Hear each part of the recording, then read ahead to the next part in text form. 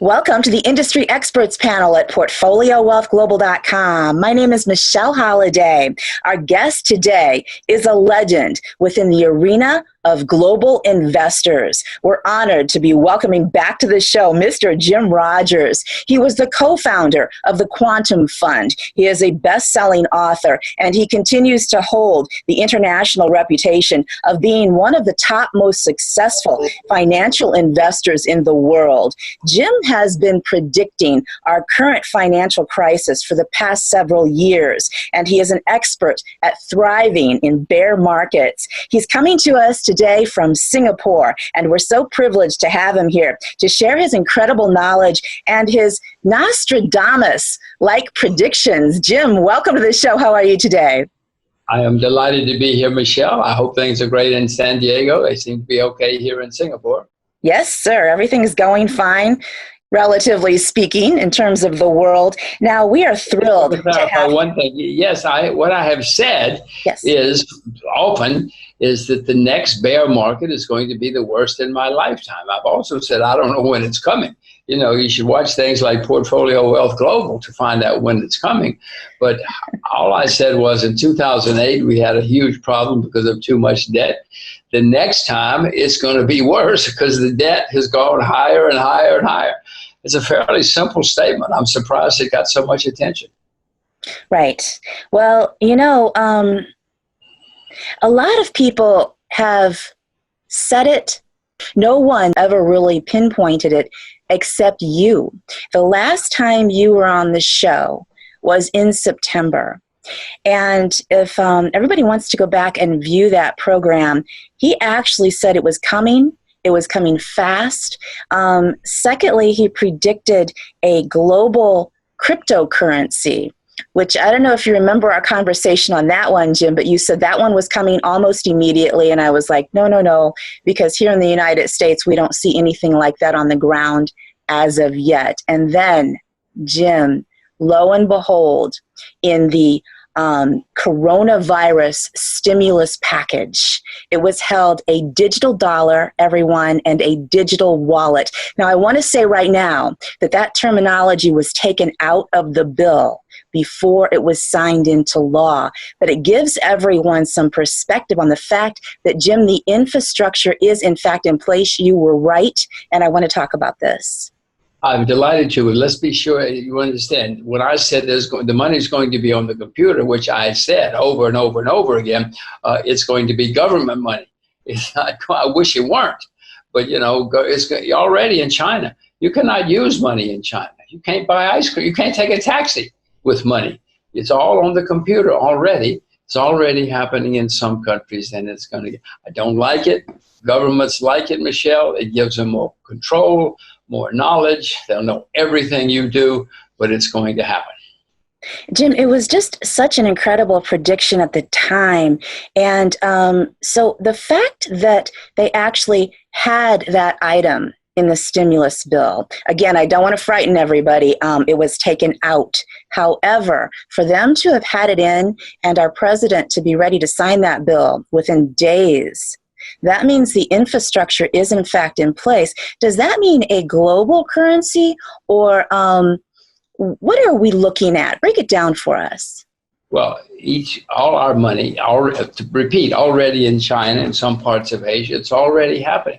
I tried to buy an ice cream in Beijing a few months ago. I couldn't buy it. The woman couldn't take money. She gave me the ice cream in the end.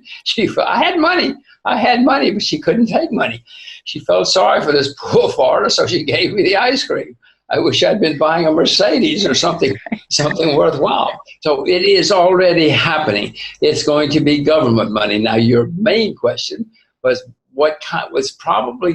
governments are probably going to come up with some kind of international money to settle international debts. We have SDRs now, strategic drawing rights, which not used at all, but with the computer and with money being able to be on the computer before too much longer, your dollars and my dollars, US dollars, are going to be on the computer. But if we have to pay, or if the government has to pay somebody in Brazil, they'll be able to do it electronically with a international currency or instantly exchanged U.S. dollars. It's kind of, as I said, Michelle, they're going to know everything we do. They love it. Right. And as I mentioned, you're like Nostradamus. I mean, what you say actually comes through.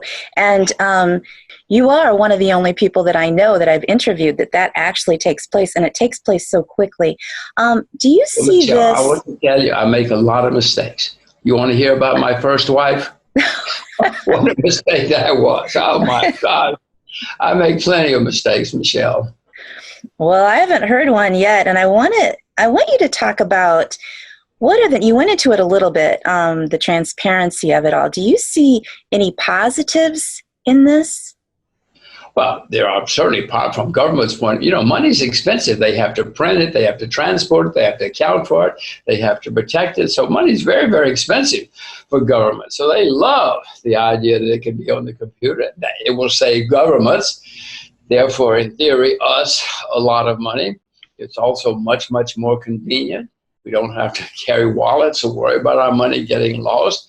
It's easier that way. The major downside, though, Michelle, as far as I'm concerned, I assure you, if I have a cup of coffee, they're going to know exactly where I had it, how much it cost me. They'll know how much coffee I drank in April. They'll know everything. And that cannot be good for the world. It's good for them being governments. Is it good for us? No. Okay. If you don't mind my saying so, you are part of what people consider to be extremely wealthy and extremely up there. And so people have the perspective that you might not be so concerned with the transparency of it all, but you indeed are, right? I am extremely concerned with it, for goodness sake, because it gives them too much power and too much knowledge. They already have too much power and too much knowledge. No, I would think that wealthy people would be more worried than less wealthy people, because if you have a boyfriend, Michelle, they're going to know it. They're going to know where he lives. They're going to know how much you go to dinner with him. They're going to know everything about you and your boyfriend. And if you give him money, if you buy him a shirt, they're going to know it. They're going to know what color it was. This is not good for you or your boyfriend. Or me. Right. Jim, let's shift topics just for a moment, because I want to talk about the financial markets. Do you believe that the stock market was in a bubble in America? And of course, I know the answer to that question, but with the recent historic sell-off, do you think that bubble has now been completely popped? Where are we sitting right now?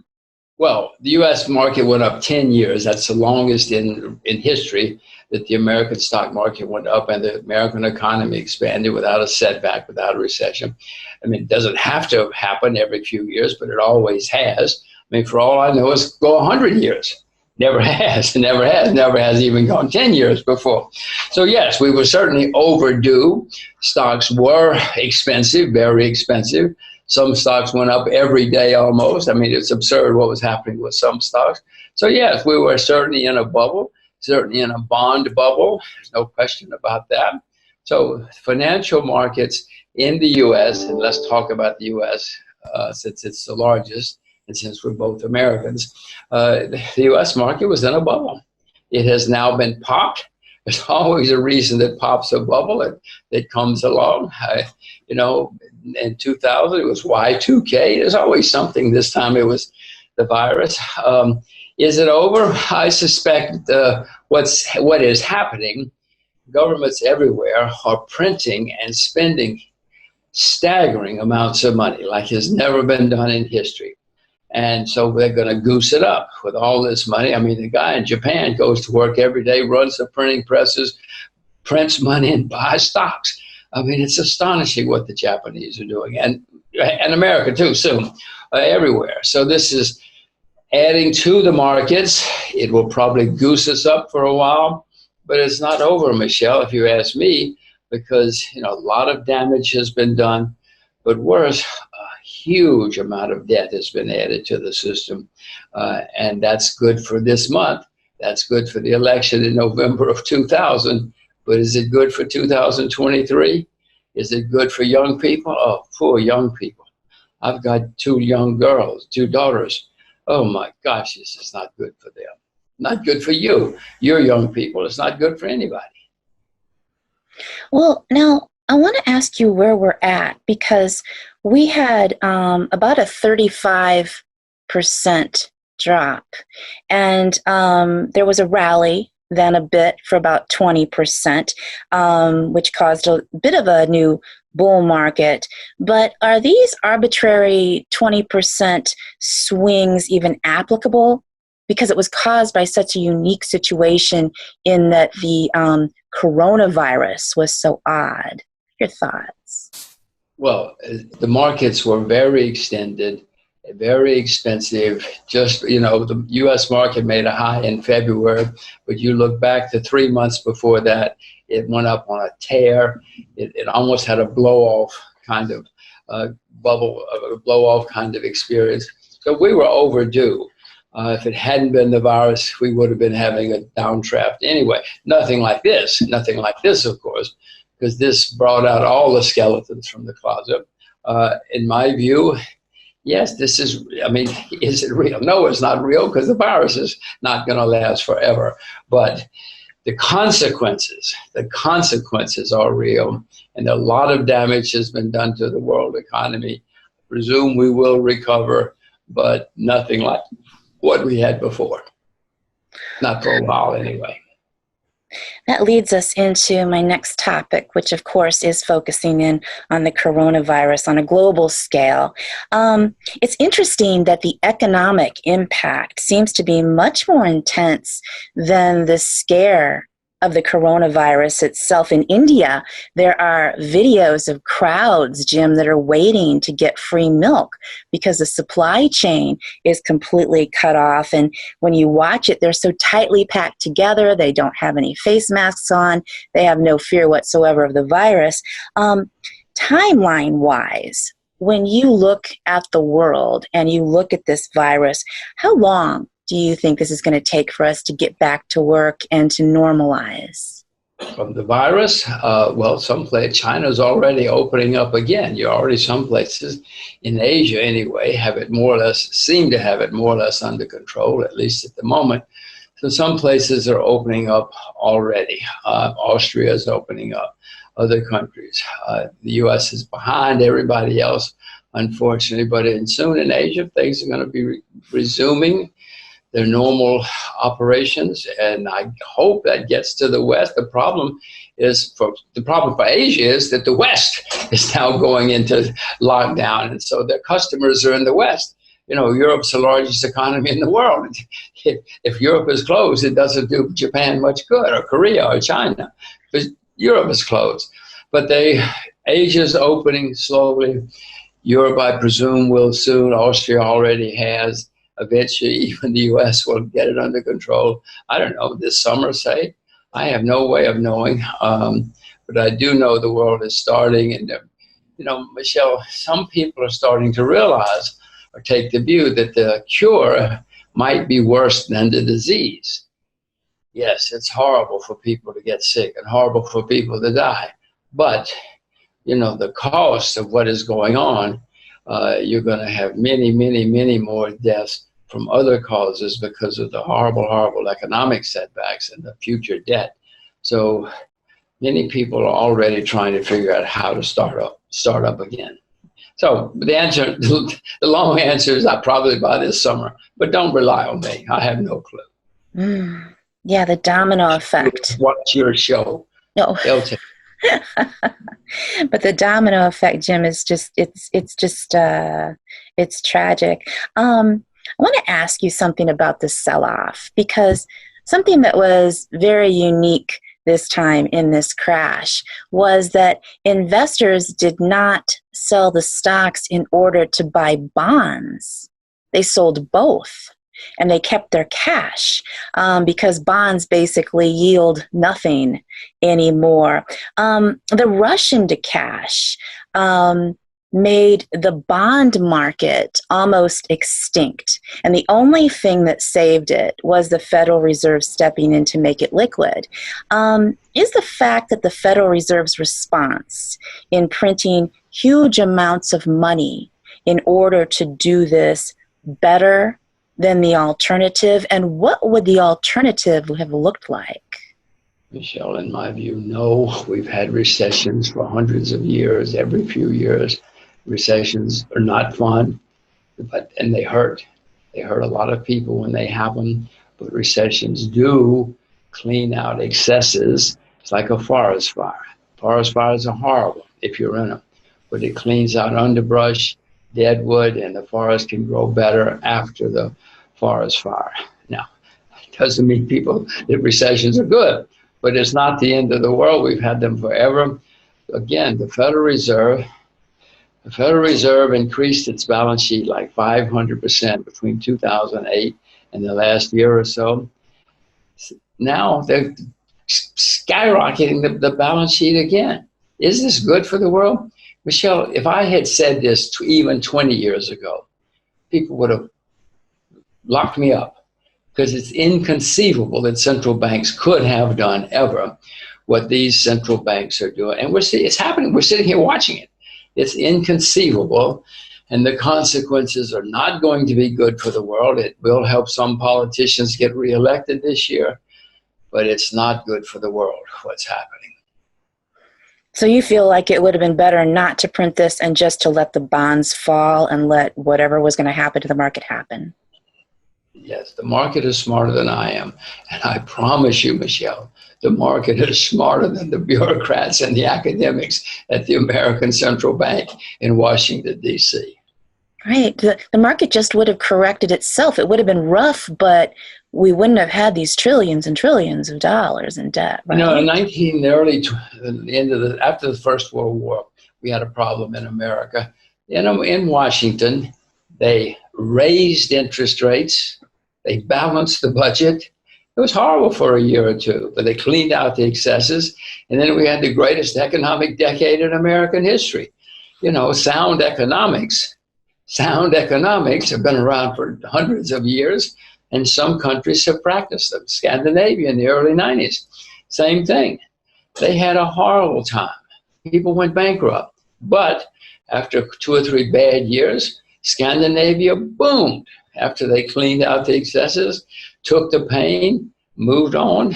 Things were great. Japan in 1990 refused to let anybody fail. It is 30 years later, Michelle, 30 years later, and the Japanese stock market is still down 60%. They've had one lost decade after another because they keep propping people up instead of letting nature take its course and letting failure fail. 30 years later, the stock market's down 60%. Is that good? As I say, sound economics always prevails. Bad economics always prevails. Wow. Yeah. Yeah, they just keep printing it in front of us, Jim. It's so frustrating, too, as an American, and yourself as an American, even though you're in Singapore right now, to know that this is happening to our money and to know they're printing it into worthlessness, but no one has the power to stop them. Why is this, Jim? Why is this happening? Well, because right now everybody says, oh, we must save. We must save Sally. We must save Bob. We must save people. And people get emotional, and I understand, as I said, recessions are horrible. We all have to feel sorry for someone who loses his job or loses money. But, sometimes emotions get in the way of sound judgment, and that's what's happening now. If Mr. Trump went on TV and said, we must bite the bullet, we'll get through this, don't worry.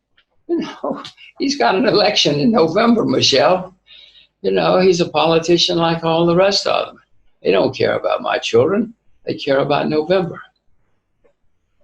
They don't care about you, any young people. They just care about November. And it seems like it's been going on so long. How many presidential administrations has this gone on through to make this happen, to end up in such astronomical amount Oh, of the debt? largest detonation in the history of the world, Michelle. I want to repeat, the United States is the largest debtor nation in world history. No nation in world history has ever been as deep in debt as we are. And Washington just added another few trillion. I mean, history will judge. Don't listen to me. Just read your history books, and in the future, you'll see. Yeah, there's a quote by Mark Twain that says, history might not repeat itself, but it sure does imitate each other. It Something like rhymes. that. He said it rhymes. History may not repeat itself, but it rhymes. And he's right. I mean, It rhymes. Yes. it rhymes. Yes. One of the lessons of history, Michelle, is that nobody learns the lessons of history. You know, you look back 100 years ago, Britain was the most powerful, richest country in the world.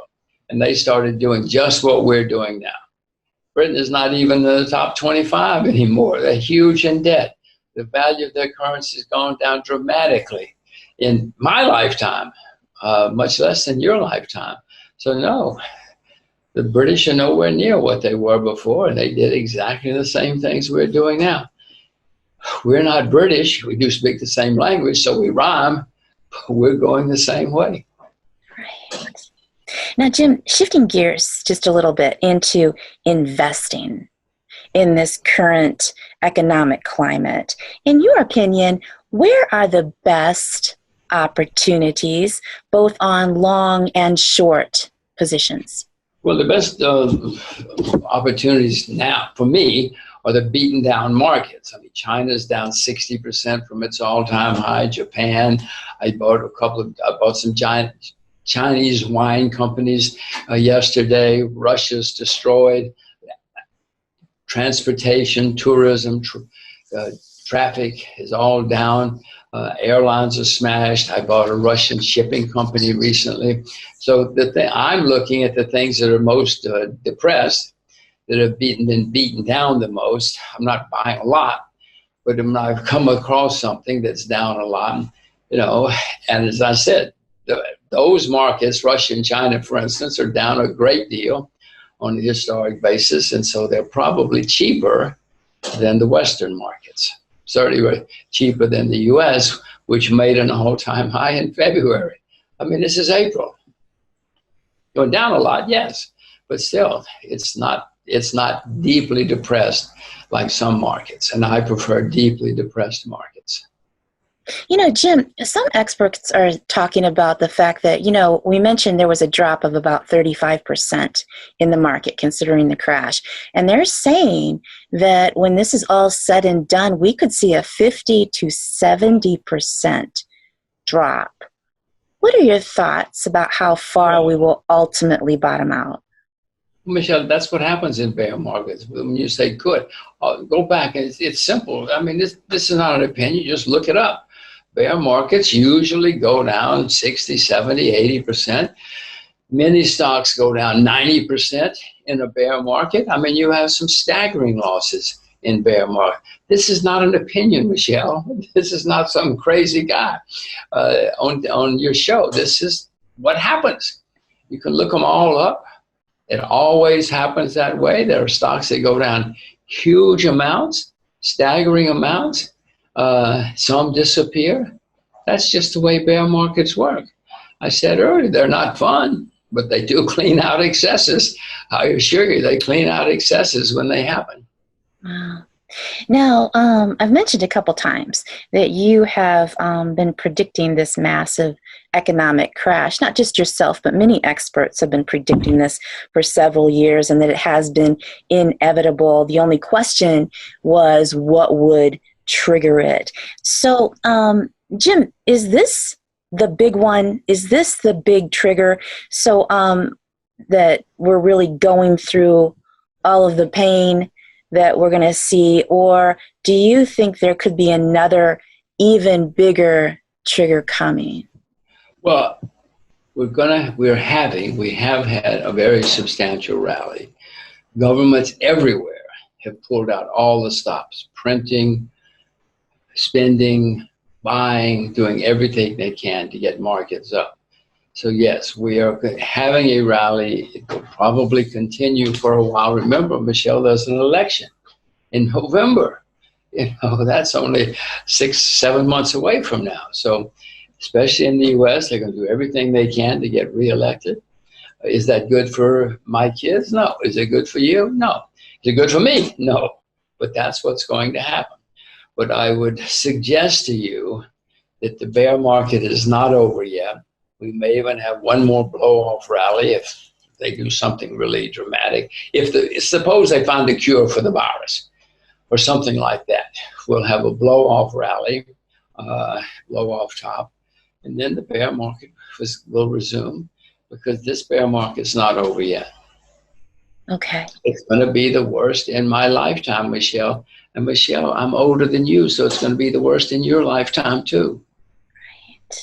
Right. Now, do you think it's going to be comparable to 1929? Do you think it's going to be much worse? Well, it could be. 1929 was caused because politicians kept making mistakes, one mistake after another, all over the world. So, the rest of that story. At the moment, I wouldn't say this will certainly be worse than 2008. I doubt if it'll be worse than 29, but it could be. I mean, we have a lot of totally incompetent people around the world in governments. We always have, but especially now, the Japanese, to me, it's unfathomable what the Japanese are doing. And Washington, it's unfathomable to me what's going on. So they could really bungle this very, very badly. Mr. Trump and his guys love trade wars. They like war. So real war, I mean. So yeah, conceivably, this could get much worse, and we could bungle it and have a 1929, 30, the 30s would be more like it, 30s kind of thing. At the moment, I don't expect it, but watch these guys. They're good at making mistakes. They sure are. Not just America. I mean, Japan and lots of places. These guys are crazy. Korea. I mean, you look at some of the things that are German. Michelle, even there are German cities now that have huge financial problems. When I was a kid, there was nothing more righteous and virtuous than German spending. Even German cities now have problems. So this is not just us. This is a lot of places. Jim, go into that for us, please. What do you see globally? Well, you know that Illinois is bankrupt. You know that Connecticut's bankrupt. I'm starting with the U.S. You know that many cities and states and companies in the U.S. that have got huge debts. America's the largest debtor nation in the world. The Japanese might even be per capita more indebted than we are, because the population is declining. The population has been declining for 10 years. The debt has been skyrocketing for 30 years. And they're just down there printing and spending as fast as they can. Japan's got very, very serious problems facing it. Then you turn to other parts of Asia. Yes, some of them are doing better, less bad, I should say. Korea, the 38th parallel is going to open soon. When that happens, the Korean Peninsula will be the single most exciting place in the world for a decade or two. China's it's making mistakes. But, Michelle, in China, they still have interest rates. Interest rates are 2-3%, which is somewhat low, but it's fairly normal. The Chinese are spending money, but they're not spending everything in sight. I mean, I have to say that the Chinese have done a less bad job than just about anybody in the world. I'm startled, I'm impressed at how well they're handling this so far. Russia's a disaster. Everybody hates Russia, but as I said, I'm investing in Russia now and have been for a while. It's hated so much. Europe, I don't know if the euro will survive all of this. I own very, very few euros going forward. I don't own much in Europe. We discussed the U.S. a bit. Maybe Venezuela is a great place to invest. But Michelle, you and I are citizens of the land of the free. We're not free to invest in Venezuela. We're not free to invest in Korea. Or North Korea. We're not free to invest in Iran. There's some places around the world that are great investments, but because we're citizens of the land of the free, we cannot invest there. And agriculture is very depressed, extremely depressed, has been for a while. So agriculture continues to be a great place to look. You know how to drive a tractor, Michelle? Not at the moment. Not many tractors in San Diego, are there? Did you grow up in San Diego? No, Indiana. Where? Yeah, Indiana. We have tractors in Indiana. Well, I know. My grandpa was a farmer. I know. Yeah. You never learned to drive a tractor? I never learned. Go back. Tractors are going to be great in the next 20 years. That's what I want to talk to you about, too. We touched on this in our last interview, the fact that the things that are going to be most valuable in bear markets are the tangible items in tractors, agriculture, things like that, food. Also, you know what? I want to mention something to you, and I want to get your thoughts on this. There was a news article that came out that Vermont had said that they were stopping selling seeds. I mean, like fruit seeds, food seeds, because it wasn't considered to be a necessary item at this time. Don't you find that odd? Well, Michelle, I keep telling you, politicians keep making mistakes. Now, I think most rational people would say, what? Selling seeds is certainly essential, vital to the world economy in 2020. I told you, these guys can really mess things up, Michelle. We could have a horrible, horrible time ahead of us. And this is one of the perfect examples of the kind of things that these people do. You know, Michelle, the studies show that the people who are good at being politicians, in America anyway, are the people who are good at playground in elementary school, in primary school. They were great at playground. But as far as knowing anything or learning anything, well, you heard, seeds are not essential, Michelle. It was just the most absurd thing I've ever heard of. Especially right now when they're talking about possibility of food shortages here and there, you know. It was a small article, but it caught my eye, and I just wanted to get your impression. Don't give up, Michelle. There are going to be more absurd things coming in the next year. There will be many more, all over, not just in America, you know, all over the world. There will be very strange things happening. You should be worried. Expound on that just a little bit for us, please. Well, you know, let's go back to 29, since you brought it up before. In 29, the American Congress was considering raising tariffs and starting a trade war. 2,000 of the most extraordinary economists in America took about ads and said, do not do this. It will be very bad for the American economy and for the world economy. Congress did it anyway. They had all the experts saying to them, starting a trade war in 1929 is going to be bad for the world. They did it. Well, you know the rest of that story. The market almost immediately collapsed as soon as it was clear they were going to pass this law. And then economies started collapsing. Banks in Europe, banks in America started going bankrupt. In one of the largest countries in Europe at the time, the government made two failing banks merge. And so they failed. They got a big failure when they thought they were going to save the world by putting these guys together. So they had a real, and then it became one of the largest banks in Europe failing. Needless to say, that was the 1930s. Mistake after mistake. So don't think we're any smarter than other politicians in history. We're going to make plenty of mistakes too. Who knows? Trump loves trade wars. He thinks trade wars are good. He thinks he can win a trade war. History shows he's totally wrong, but who cares? He's the president, and if he thinks it and wants it, it might well happen. And in 20 years, 40 years, we'll look back and say, Whew, that was a mistake, but it might happen. What are your thoughts on the president? Well, Mr. Trump did win the election. I suspect he will win the next election as well. Who cares what I think? He's probably going to win the election. He's smart enough to do that. He's adept enough to, that's what politicians are paid to do, win elections. He won the big one. He'll probably win the next big one too. It's very difficult in American history to unseat a sitting president. If you're the president and you need votes over here in this state, you can spend money over here in this state. His opponent cannot do that. And that's why it's hard to defeat a sitting president. So if I were a betting man, and I'm not a betting man, but if I were, I would bet Mr. Trump will win. You would. Do you think that Mr. Biden would make a better president than Mr. Trump?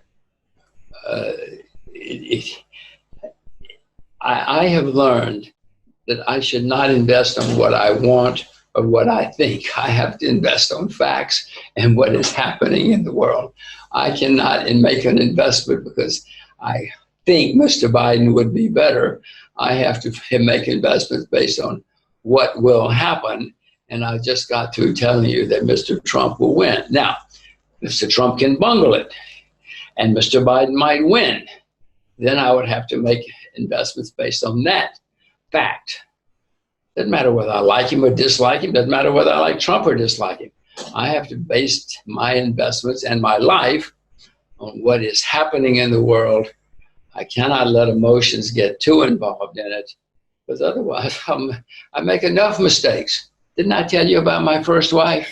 Yes, that was emotions. That was foolish, young hormones. Love. It was emotions and not rational judgment. So what you're saying is it's very interesting. As an investor's perspective, you see, as not a professional investor, I don't really look at things that way, but I can see that as a lifelong global investor, you look at things from what you believe politically will be happening, and therefore you can foresee certain ways that things may go. Very interesting, right? I have to judge. I have to try to take in all the information, spin it around, come out with a decision on the other side, and then act.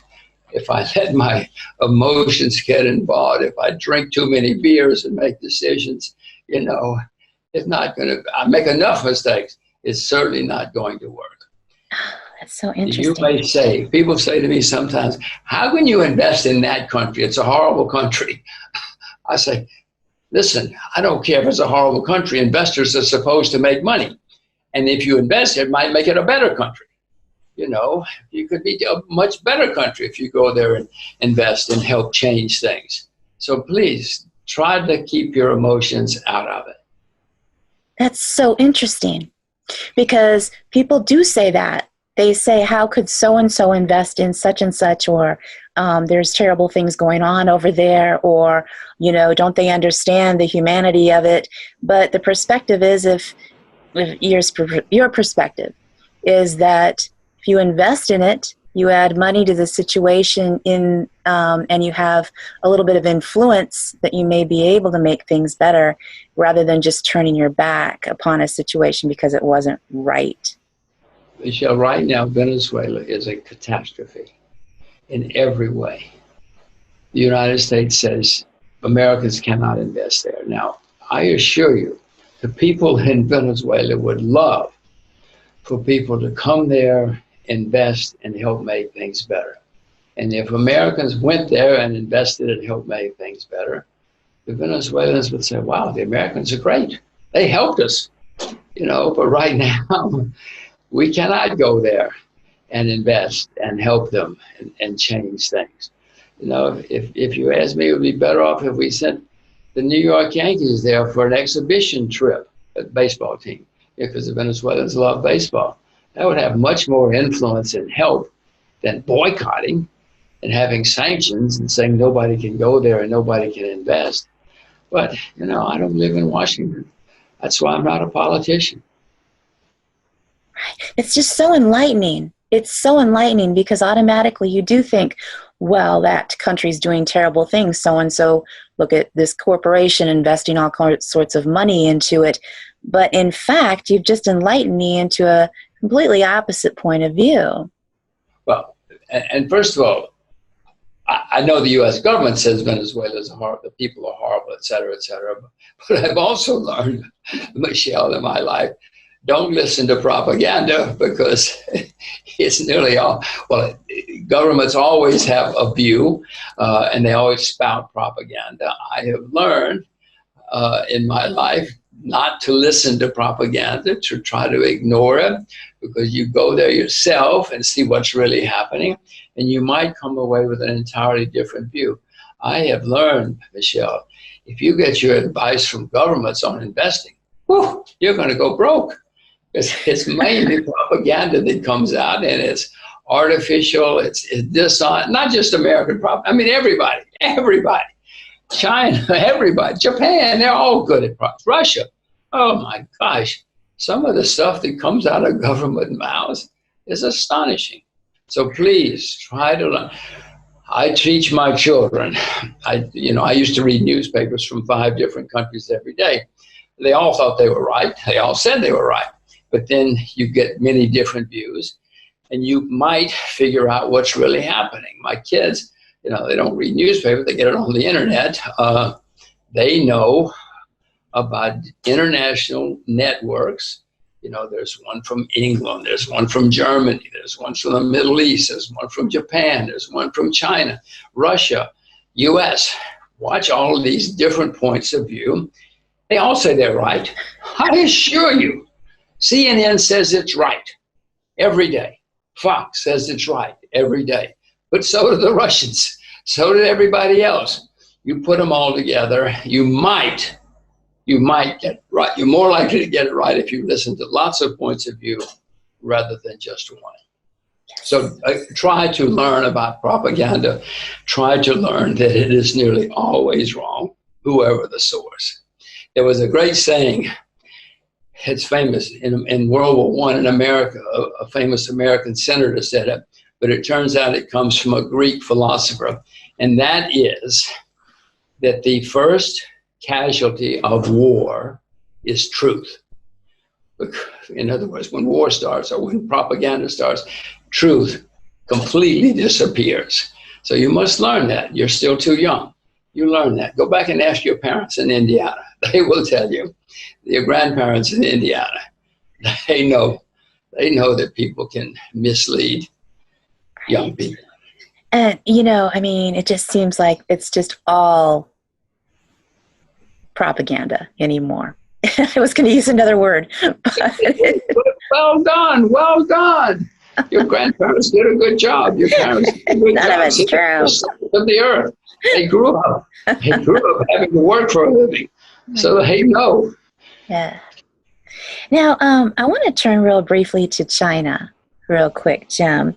It's sort of a complicated topic because there are many people that are actually blaming China for the entire worldwide scenario that's taking place right now. We actually have U.S. politicians that are calling for lawsuits against the country of China over this situation. Now, do you think that China is in a stronger position right now or weaker after the coronavirus?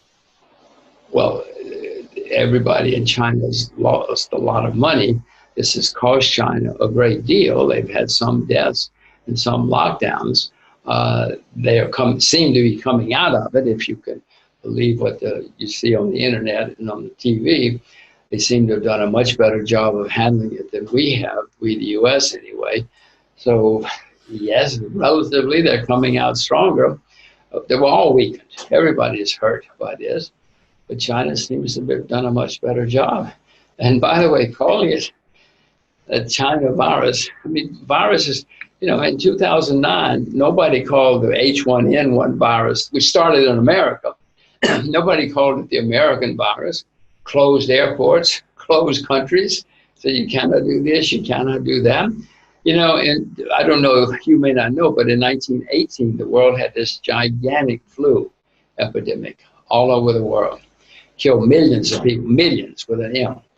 It started at an Army base, U.S. Army base in Kansas. Nobody called that the American flu, even though it started at American military base. You know what they called it? The Spanish flu. American PR was very, very good. I told you. American propaganda. They said this is the Spanish flu. Started at an American military base in Kansas. But American PR propaganda, very, very good job. Oh, yeah. The world still calls it the Spanish flu. So all this is absurd. It's the flu, wherever it started. And so far, China's done a better job than we have of handling it, if you can believe what seems to be on the internet and in the press. Yes. Jim, it is always such an honor to have you on this show. I could continue talking. I want to, before I let you go, I want to ask you something. Okay. Among global investors, it's no secret that you continue to carry the reputation of being one of the top in the world. And it's interesting to note that you have said that some of the most profitable times in your life took place in exactly this kind of a bear market situation. So talk to us about your mindset, your philosophies, and your perspectives about when and how fortunes are most easily made. Well, we were just talking about Asia, and it's remarkable. Asian civilization has been around a lot longer than we have, those of us who speak English. They all have a word. In China, it's Weiji. In Japan, it's Kiki. I forget what it is in Korea. But what the word means, what Kiki, Japanese word Kiki means, is disaster and opportunity are the same thing. And they've been around a lot longer than we have, but if you think about it, it's true. Whenever there's a disaster, it's horrible for many people, but there's also opportunity. I mean, if your house burns down, Michelle, it's terrible, but it's an opportunity for somebody to rebuild your house or to buy the property, whatever it is. And the Asians know this, at least they have words for it. If we have a word in English, I don't know it, but that's the way I hope I have learned to try to look at life. When I see front pages on a newspaper of some kind of disaster, I also try to, sometimes give money or try to help, but I also try to figure out, okay, somebody's going to benefit from this. Let's figure out who's going to benefit, where we can invest. And by the way, when you invest in places like that, they're very happy. They need money and they know it. You may be doing it so because you're an investor and want to make money, but the people who receive your investments in a disaster area, they're very, very happy that somebody has come in to invest because it's a help to them as well. But if you can remember Kiki, which is the Japanese word, and I'm sure that I'm pronouncing it horribly, but it means disaster and opportunity are the same thing. Try to learn that. Go back and speak to your grandparents in Indiana. They did a good job, but remind them of Kiki. Kiki.